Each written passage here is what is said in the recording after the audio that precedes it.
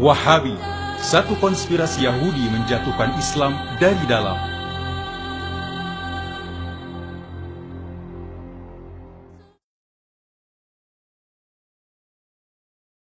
Apa itu Wahabi?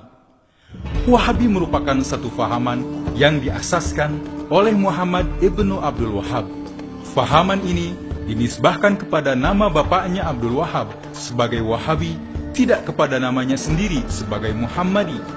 Ini adalah ijtihad ulama supaya umat Islam tidak keliru dengan ajaran Islam sebenar dari Muhammad sallallahu alaihi wasallam.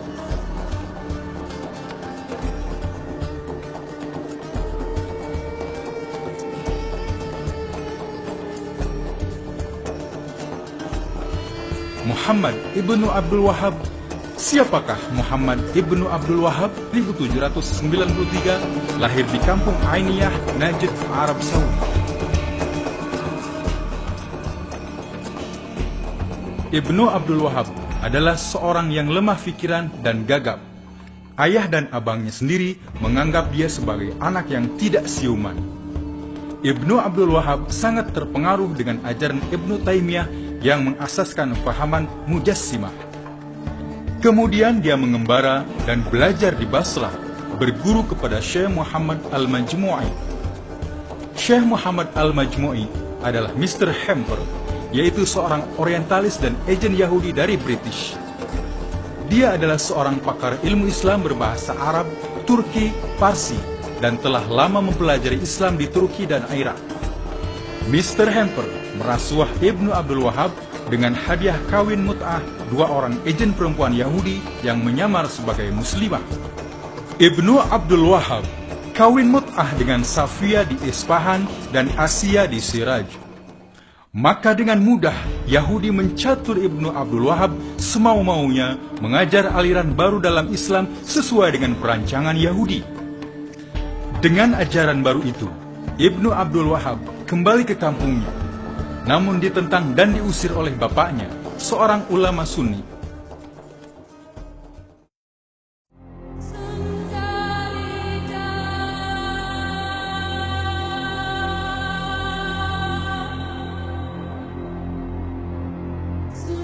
Kerjasama Yahudi, keluarga Al-Saud, dan golongan Wahabi membentuk kerajaan Arab Saudi.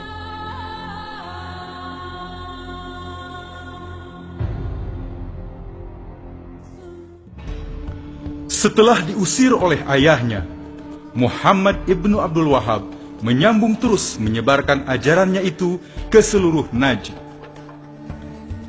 Perjuangan Ibnu Abdul Wahhab itu dipantau oleh Mr. Hamper dan disokong oleh kerajaan British. Ibnu Abdul Wahhab membawa misi Yahudi kepada pemimpin-pemimpin Arab.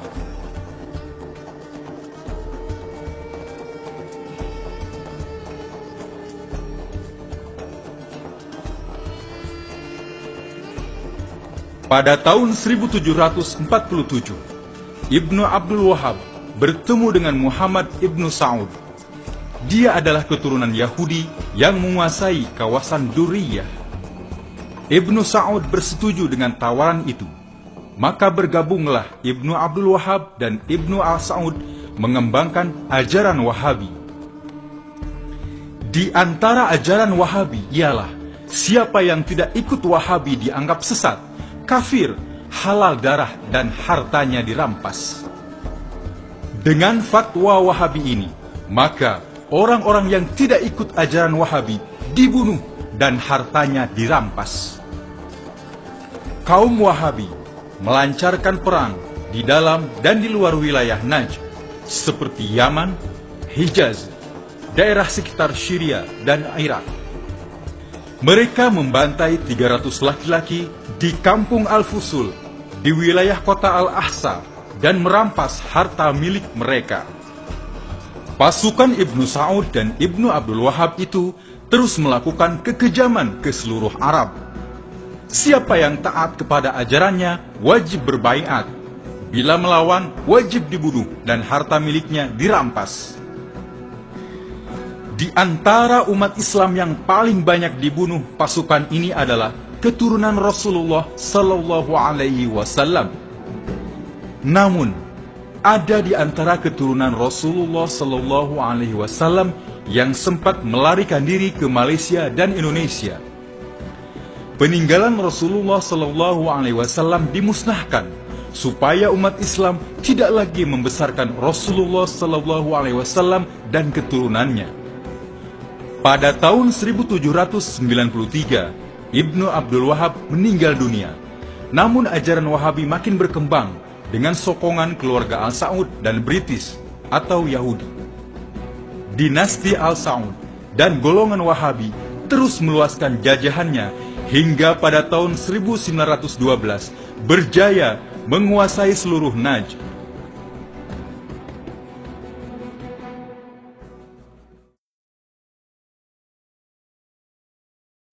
Yahudi mencetuskan revolusi Arab untuk menjatuhkan Empire Islam Utsmaniyah.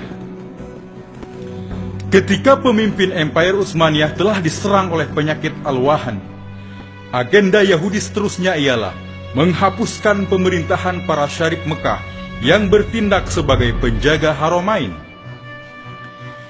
Yahudi melantik T.E. Lawrence sebagai agen perisikan yang menyusup ke dalam bangsa Arab.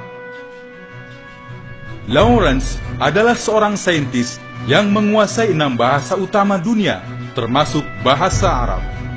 Dia sangat menguasai kawasan dan peradaban bangsa Arab, dikenali sebagai Lawrence of Arabia. Lawrence mengesan siapakah tokoh pemimpin Arab yang inginkan kekuasaan. Ditemukan tokoh Syarif Husin, wakil Empire Utsmaniyah di Haramain. Lawrence berjaya menghasut dan menipu Syarif Husin untuk membebaskan diri dari Empire Islam Utsmaniyah. Lawrence menyuburkan semangat nasionalisme di negara-negara Arab untuk menentang bangsa Turki yang memimpin Empire Islam Utsmaniyah. Lawrence adalah seorang gay atau homoseks yang sanggup melakukan apa saja untuk menawan mangsanya. Perhubungan antara Lawrence dan Syarif Husin sangat rapat, bahkan menjadi kawan karib putranya yang bernama Amir Faisal. Amir Faisal berpaling tadah dan memihak kepada Britain. Sejak dari itulah kerajaan Arab menjadi tali barut Britain. Atas nasihat Lawrence, Syarif Husin mengirim surat rahasia memohon bantuan tentara British. Dengan menjanjikan Syarif Husin sebagai penguasa bagi seluruh wilayah Arab, maka mudahlah Lawrence mencatur keluarga ini untuk mengagih-agihkan wilayah-wilayah Arab sesuai permintaan Yahudi. Pada tahun 1915, Britain mulai menduduki kawasan Irak. Akhirnya, pada tahun 1917, Britain menduduki semula kawasan Palestina. Tentara Britain diketuai Jenderal Allenby memasuki Palestina pada 9 Desember tahun 1917. Allenby memijak makam Salahuddin dan berkata, "Hari ini, perang salib sudah berakhir." Pada tahun 1918, tentara kolonial Britain menduduki pusat pemerintahan Turki Utsmaniyah, yaitu Istanbul. Perjanjian Faisal-Weizmann ditandatangani pada 3 Januari tahun 1919 dalam persidangan Paris. Weizmann adalah presiden pertubuhan Zionis dunia. Setelah perjanjian itu, Weizmann menjadi presiden pertama negara Israel. Irak diserahkan kepada Amir Faisal, Yerusalem atau Palestina diserahkan kepada Kristen, Baitul Maqdis diserahkan kepada Yahudi. Pada tahun 1922, setelah tamat Perang Dunia Pertama, persidangan Lausanne diadakan. Hasil persidangan Lausanne: pertama, sistem khilafah Islam ditamatkan.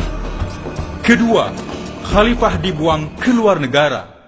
Ketiga, harta khalifah dirampas. Keempat, kerajaan Turki baru ditubuhkan atas dasar sekular di bawah pimpinan Mustafa Kemal Atatürk. Negara-negara jajahan Turki Utsmaniyah diambil alih sebagai jajahan British, Perancis, dan Italia. Lord Curzon dengan sombongnya berkata, Hakikatnya Turki telah dimusnahkan dan tidak akan bangkit lagi, karena kita telah menghancurkan kekuatannya, Khilafah Islamiyah atau sistem pemerintahan Islam.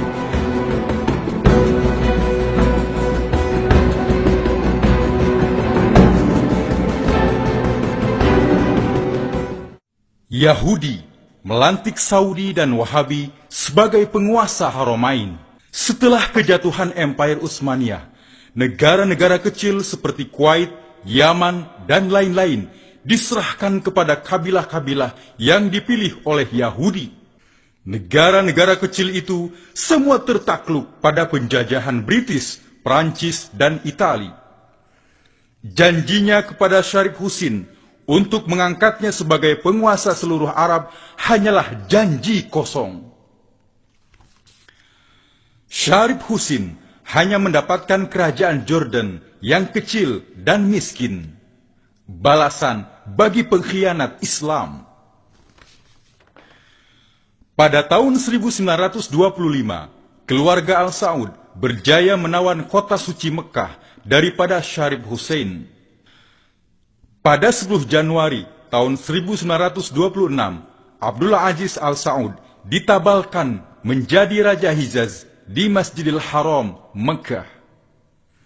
Pada tahun 1932, setelah menguasai sebagian besar semenanjung Arab, Ibnu Saud menamakan tanah gabungan Hijaz dan Najd sebagai Arab Saudi.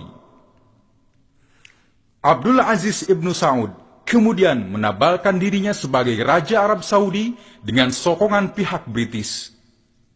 Fahaman Wahabi menjadi agama resmi Arab Saudi dan dikembangkan ke seluruh dunia. Mengapa Yahudi mencipta Wahabi?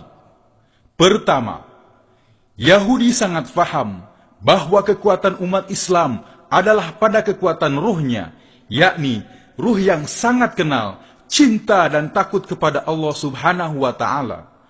Oleh karena itu, umat Islam mesti dipisahkan dari Allah.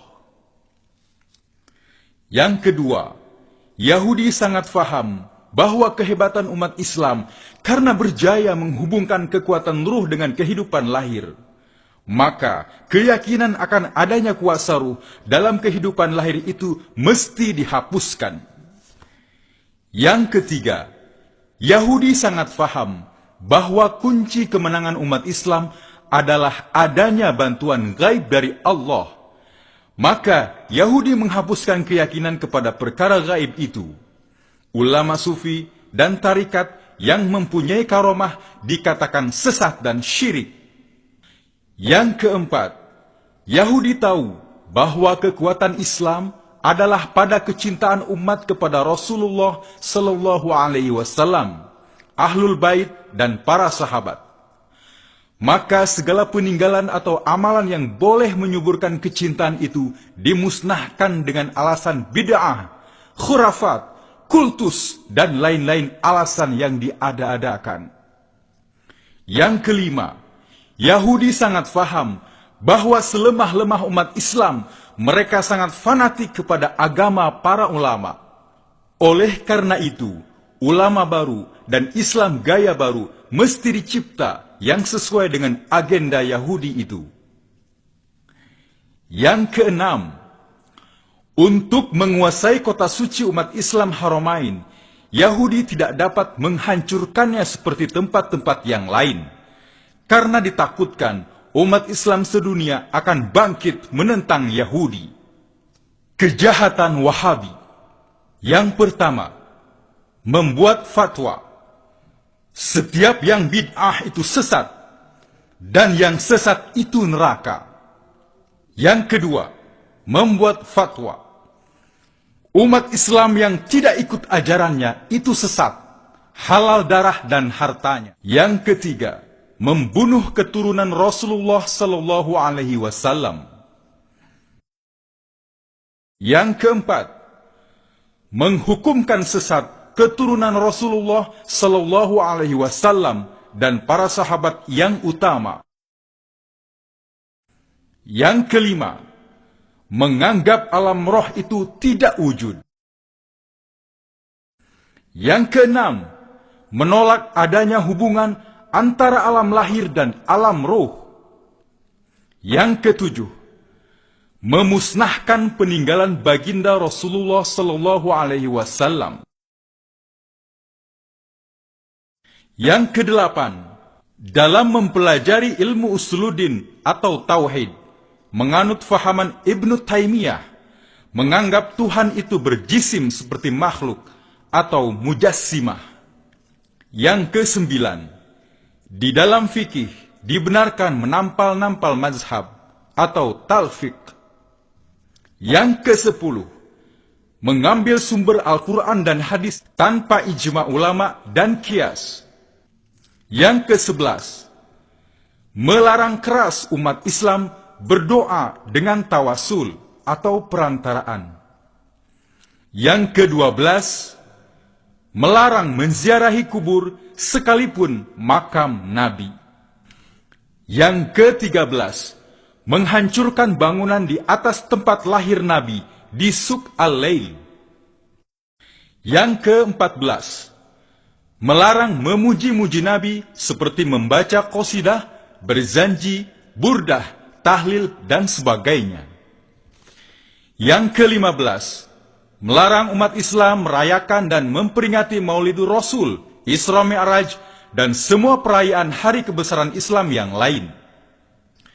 Yang ke-16, melarang belajar tentang sifat 20 dan menuduh sesat fahaman Asy'ari, yaitu fahaman kaum ahlu sunnah wal jamaah. Yang ke-17, melarang amalan tarikat, umpamanya tarikat Naqsabandi, Qadiri, Sazali, Saman, Muhammadiyah, dan lain-lain.